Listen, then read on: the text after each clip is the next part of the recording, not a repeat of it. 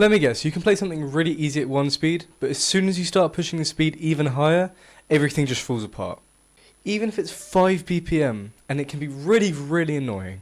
And everyone, they give you the same advice. They say play slower, really build the idea of it, or they say play faster and push through all the inaccuracies. But the truth is, your fingers probably aren't the problem. It's a whole situation going on right up here. If guitar speed was about strength, rock climbers would be able to absolutely shred. If it was about how many hours you played, then everybody could become guitar prodigies. But that's not the case. Speed plateaus happen in your motor cortex, and that's the part of the brain that controls your movement. And playing guitar, it has to learn a specific motion. A motion that your brain doesn't know how to push faster yet. So today I want to talk about why speed plateaus actually happen, and how the motor cortex can actually learn how to play things fast, and how you can train properly to break through any plateau you get to. Because what's playing guitar if we can't shred? I'm your host Vaughan, and welcome to MVP.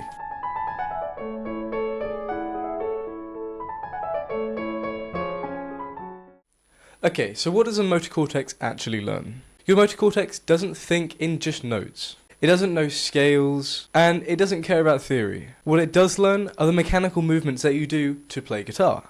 When you play something like a fast run, your brain isn't sending specific signals for every single note that you're playing. It's firing one chunk saying, do all of that. And that's why when they click, fast movements just feel effortless. And here's a point that most guitarists miss. Guitarists? This is a point that most guitarists miss. Different speeds require different motor patterns. But wait, what the hell does that mean? A motion that works at 90 BPM is not going to work at 150 BPM. You need different kind of mechanical movements to make that happen. So say for example, I get you to write out a sentence and I give you like 5 minutes, as long as you need to do it. Your handwriting is going to look completely different as if I were to give you 5 seconds to do it. Because your hand is moving a lot quicker, so it has to make smaller movements, it has to do all of these different things to make it easier for you to play fast. I'm doing very gestury things today. You're getting a very gestury me.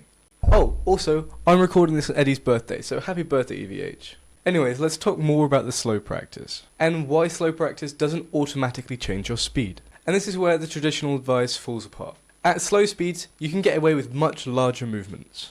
You know, some extra finger movement, and small efficiencies that don't matter because you're playing at such a slow speed. And what your brain does is it learns how exactly you're doing it at that point.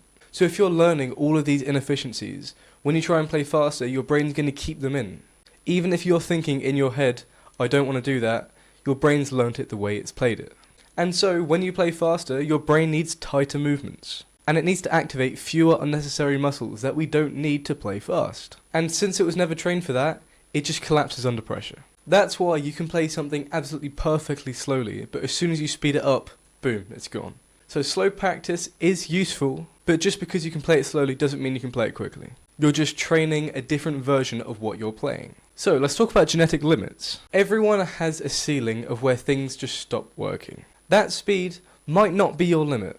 It's just the edge of your motor cortex's current vocabulary.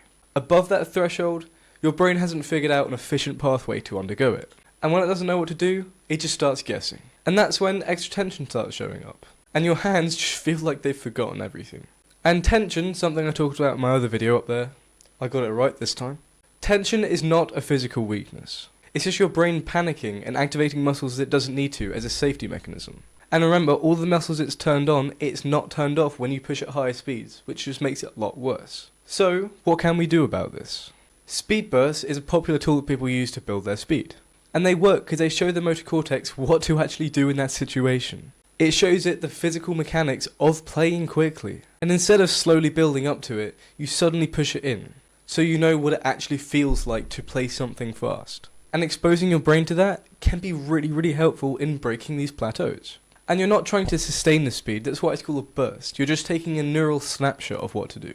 And once you have that neural snapshot, the motor cortex can start thinking about, okay, what can I do to make this better? How can I minimize my movements? How can I make sure that I'm doing this to the best of my ability? And it does that practically because it's not got another choice. This is why short, high-speed attempts often unlock those plateaus that you can grind at for ages and ages and ages and get absolutely nowhere with. Because you're teaching your brain the actual goal, as opposed to just hoping it will get there itself. So I mentioned previously that the brain sorts stuff out into chunks, so how can we use that to our advantage? Fast shredders don't think of things note by note. Instead, they think in chunks. instead of sending 100 different signals for 100 different notes. The motor cortex just says one thing to do, and it covers the entire shape. That's why once they click, having really good scalar runs can just flow effortlessly. Sometimes when you don't even feel like you've made progress. And that can just suddenly click even when you come back to guitar after like sleeping or something. Something that we probably don't do enough. But as you can probably tell, the fewer commands that your brain needs to actually send to your fingers, the much more efficient they can be. And again, this is why some passages can just feel impossible one day. You go to sleep, you wake up the next day, and you can just do it. And you can't explain why, you literally just do it. And the reason why you couldn't before is because your brain has not chunked it yet. Once it chunks it, overnight in this case, it almost immediately breaks that plateau. And makes you a much happier person, probably. So, let's talk a little bit more about actual plateaus themselves and a speed threshold that we get to. One of the most effective ways to actually break these plateaus is to train past the point of this speed threshold. That being the fastest speed you can play. And if you push it even slightly, something might just click. And you never know. Even if it's just 1 or 2 BPM, sometimes your brain breaks past the wall and just kind of cruises through. That was a terrible, terrible metaphor, but I think you get the idea. The area just past what you actually can play. Hey, my girlfriend does that to me. Anyway, the area past where you can just play is where the most adaptation occurs. You're trying to force the motor cortex to refine the movement without reinforcing those bad habits it's making us stop playing slowly. But this only works as long as the exposure is short and controlled. Because you don't want to practice the mistakes. You're just stressing the system enough to make it actually want to evolve. So, when we play fast, tension does come into play a lot. Again, something I mentioned about a lot in my previous video about reducing pain. But tension builds up when your brain doesn't trust the motion enough yet. So it activates all these other muscles as a sort of safety net. That's why tension only really appears when you're practicing something really, really stressful. Usually, high speeds. So if you integrate things I talked about in my other videos, stuff like using less force when you're playing, using smaller movements, and just genuinely relaxing while you're playing, you're teaching your motor cortex how little effort you actually need to play. You're not fighting the tension to get rid of it, you're just letting it slowly move away. Sort of removing the brain's reason to have it in place in the first place. A good way to think about it is practice like you're a robot. Think of your motor cortex as a really, really fast, dumb robot. Sorry to all the robots out there. Your motor cortex only understands repetition, precision, and clear constraints. Mindlessly looping something isn't going to help it. Sloppy repetitions, they don't build speed. All that happens is that you code inefficient software into your brain. I can't talk today. If you want speed, you're going to need to give your brain clear, sufficient, efficient data. Sufficient, efficient, oh my lord.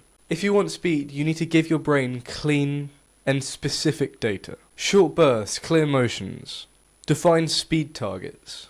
All of these things matter because quality is so much better than quantity. Also something my girlfriend tells me a lot. Anyway, I digress. Anyways, you don't need to train this for hours and hours and hours. A few focused minutes on what you actually want to achieve can be really useful. Only if it's consistent, which a lot of people don't do. So if you spend some time on speed bursts, sometimes on chunking passages, and sometimes really, really pushing your ultimate speed, while obviously giving yourself enough rest to be able to cope with that, then plateaus should break very naturally and very easily, and also very quickly, which is what we want. Because our attention spans are non-existent at this point. But remember, consistency beats grinding. Neural adaptation happens when your brain is challenged in regular intervals, not when your hand's just exhausted. So don't play maybe like twice a week for like 4 hours, when you can space it out every day for like 15 minutes. So much better results in much less time. So if you're on a speed plateau currently, stop asking your fingers to move faster. Start asking what motion your brain is undergoing, and how you can improve that to make it better and capable at going at high speeds. Your hands aren't slow. Your motor cortex just needs better instructions, and this is where good practice comes into play. Your hands aren't slow, your motor cortex just needs better instructions. So try your best to introduce this into your practice routine, if you've got one. Whoa, just before you leave, Studio Vaughan here. These videos do take quite a while to do, so if you can subscribe, that would help me out so much, and I just want to thank you so much for being here and watching this entire video. How much I've grown recently has meant so much to me, so thank you so much. And that's enough said from me, so never address the elephant in your room, and I'll see you in the next video. Bye bye.